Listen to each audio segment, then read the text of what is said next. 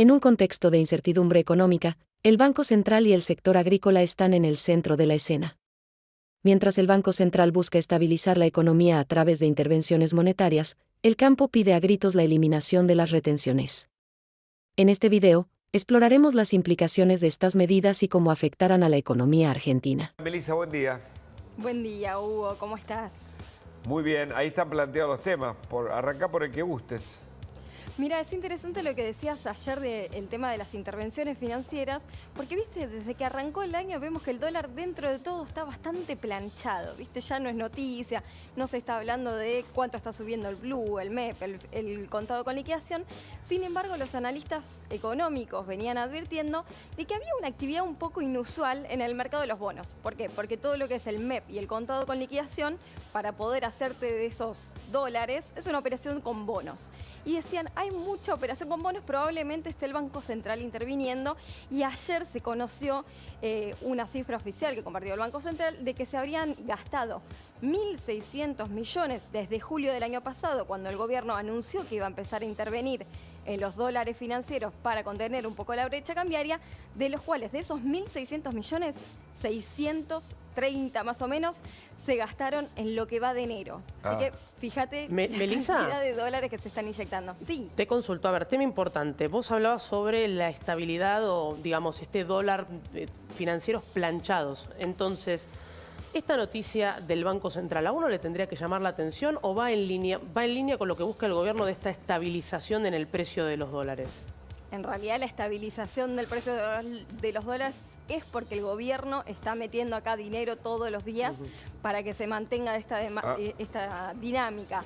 ¿Por qué? Se supone que es una época donde hay mucha demanda de dólares por ejemplo, argentinos que viajan al exterior y quieren pagar con dólar MEP, por ejemplo, para no tener que pagar el dólar tarjeta.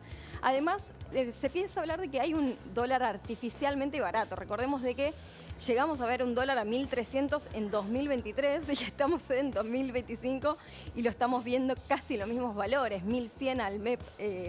Entonces, bueno, de esta manera lo que el gobierno quiere es mantener la brecha debajo, más o menos en 15%, y para eso está gastando diariamente dólares, por lo menos en un momento de mayor tensión. A nivel estacional. Ahora, con el crawling peg al 1%, el dólar debería mantenerse en un valor que muchos dicen está fuera de competencia. ¿Pero ese es el valor de mercado o no, Melissa?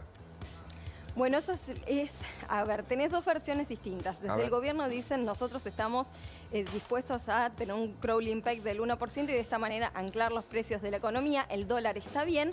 Y por el otro lado están los analistas económicos diciendo, bueno, pero estás manteniendo un 2% en lo que fue del año, el dólar se te empieza a atrasar, sobre todo cuando ves a los países. Viste, como uno decía antes, venían los uruguayos a comprar a la Argentina y ahora son los argentinos los que viajan al exterior y empieza a parecer que la Argentina está cara. Bueno, eso se habla de la competitividad y sí empieza a parecer que el dólar está atrasado. Y sobre el campo, ¿puede haber acuerdo? Había expectativas de la mesa de enlace.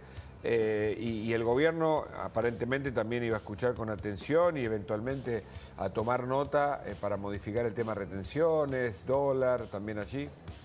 Retenciones es uno de los impuestos que el gobierno decidió que va a querer bajar, va a ser uno de los primeros, lo ha dicho meses anteriores, diciendo, bueno, impuesto país y retenciones van a ser de los dos primeros que se van a tocar. Impuesto país ya se eliminó en diciembre. Sin embargo, ayer salieron algunos gobernadores de Entre Ríos, Córdoba y Santa Fe a pedir que se bajen las retenciones.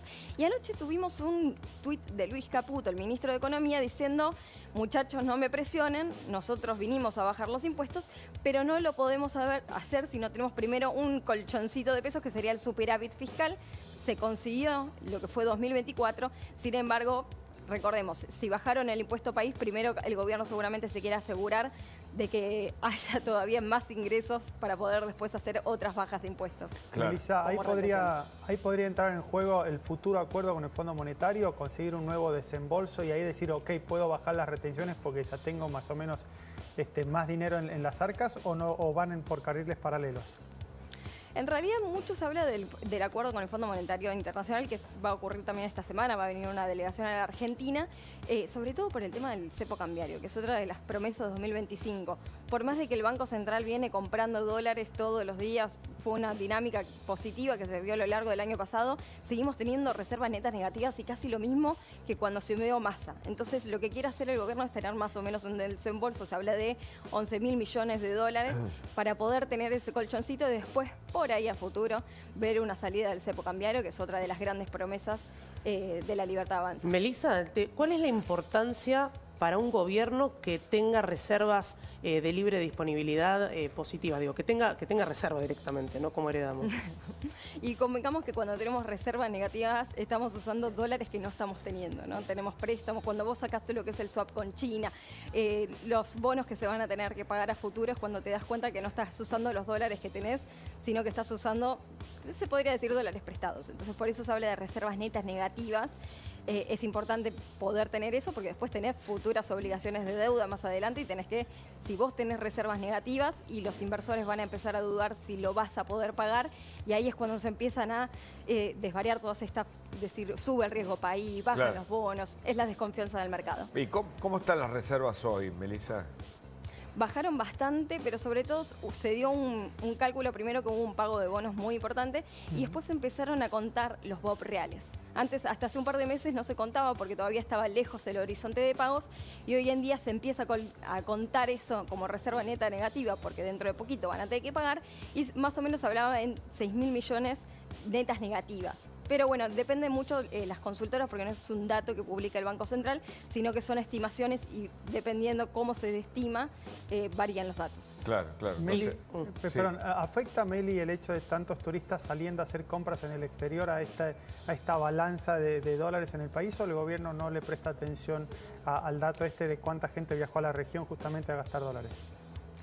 Y lo que es muy interesante es de que incluso en informes anteriores del Banco Central lo que se habla es que se empezó a ver una dinámica muy extraña dentro del mercado cambiario, que es que los argentinos empezaron a pagar en dólares, con dólares propios básicamente.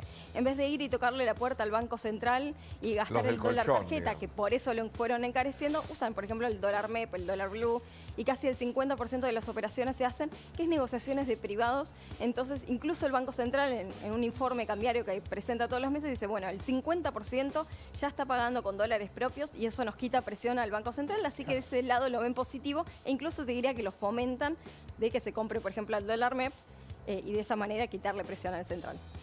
Y, por ejemplo, hay expectativa, viste que ahora anunciaron esta posibilidad de poder comprar con tarjeta de débito en dólares. Digo, eso sería una especie de microblanqueo, ¿cómo lo podés definir? Y eso sí afectaría también, digamos, a la inyección de los dólares en la economía real. La gran apuesta ahí del gobierno es que en realidad todos los dólares, por ejemplo, del blanqueo, en vez de que se queden parados en las cuentas, se empiecen a usar en la economía real. Entonces, si vos blanqueaste dólares y tenías efectivo y hoy lo tenés en la caja de ahorro, bueno, empezar a gastarlo y comprarte un auto, un viaje, y de esta manera empezar a dinamizar la economía de otra manera, no solo con los pesos, sino también de otra manera. Va a ser interesante ver realmente cómo empieza a funcionar. Se espera que, por ejemplo, en turismo, concesionarias, electrodomésticos, gastos que por ahí uno ahorra en dólares y en vez de tener que vender los dólares para después comprarlo en pesos, bueno, que se haga la transacción un poquito más fácil. ¿Cómo viste el anuncio del Fondo Monetario que la Argentina estará entre los 5 países que más van a crecer este año con un crecimiento aproximado del 5%? Bueno, es muy positivo. Recordemos que la Argentina viene de años de recesión. Por eso. El año pasado fue particularmente negativo, entonces empezar a ver que realmente la economía crece siempre son buenas noticias. Probablemente veamos que en los próximos días ya vemos que empezaron a subir un poquito más las acciones, los bonos. Todas estas son noticias positivas para el mercado, para los inversores y por supuesto para todos los argentinos. Ayer salió un informe de la Cámara Argentina de Comercios y Servicios que decía que el piso de la recesión se vio por lo menos en octubre y que a partir de ahora empezaron a ver que los hogares están consumiendo más, que se empezó a desacelerar, incluso en diciembre hubo un 1,9% de suba con respecto a los gastos que hicieron en noviembre, así que incluso desde del lado empresarial ven que 2025 va a ser muy positivo y hablan incluso de que puede ser una comparativa mucho mejor de lo que fue 2023, que recordemos, hubo en un momento de elecciones presidenciales, se estaba lo que se le llamaba incluso el plan platita, de esto de empezar a inyectar pesos en la economía para que la gente consume, y fue un consumo casi artificial, según la CAC. Melissa, clarísimo, como siempre. Muchísimas gracias por tu informe. Muchísimas gracias a ustedes. Ya veo, Viviana Valle es un equipazo que está preparándose para la continuidad informativa aquí en La Nación Más. Quédate, dale.